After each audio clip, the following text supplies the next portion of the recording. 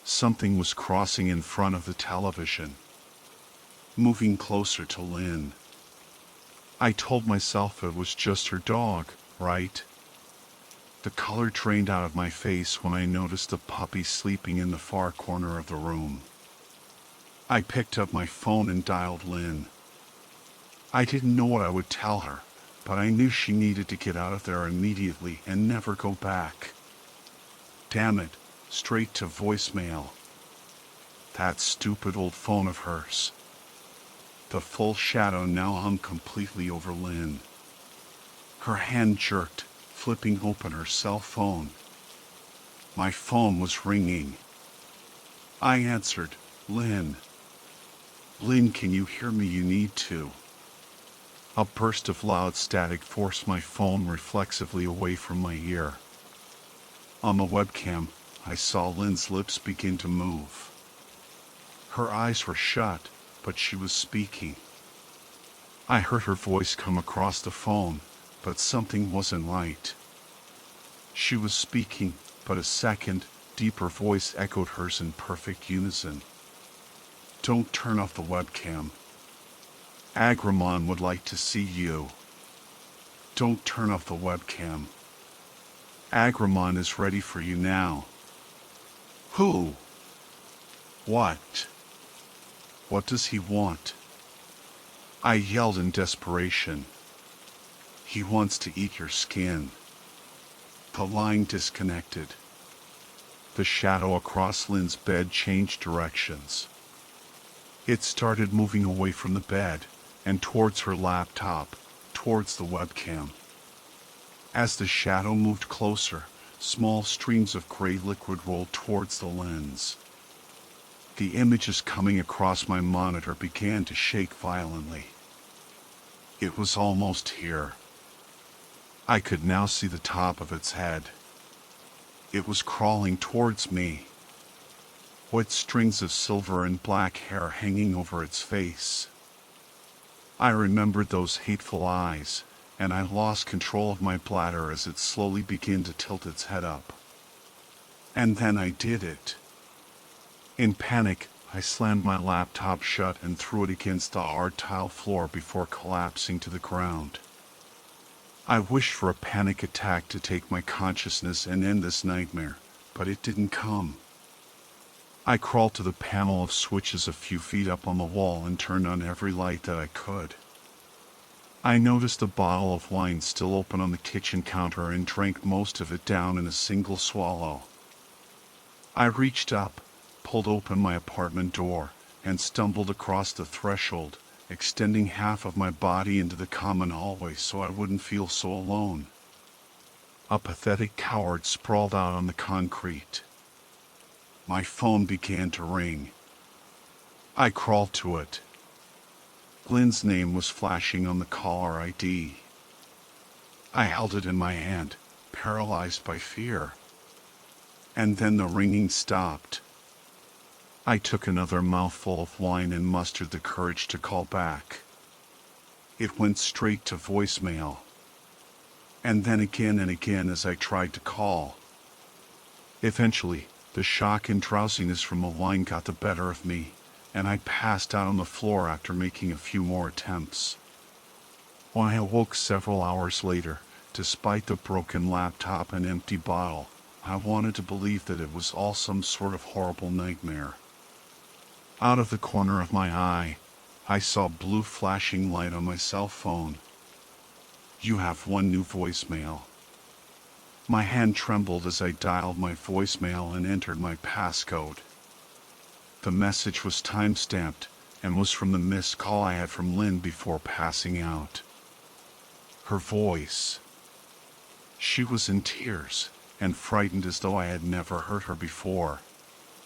You promised. Why did you turn off the webcam? His tongue burns.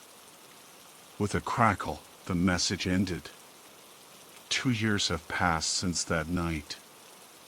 I never tried to contact Lynn again. I never called her work to see if she came in the following morning. I never made it to Yarrow Point in Washington where she lived. She was my soulmate, and I let this happen. I was probably right on the night we met when I told myself I wasn't man enough for her. The only reason I am telling this story today, under the cowardly veil of anonymity, is because my drug and alcohol counselor thinks it would be good for me. So here it is. I made the decision to let the love of my life face an unimaginable nightmare to spare myself, and the worst part is that I may not even regret it.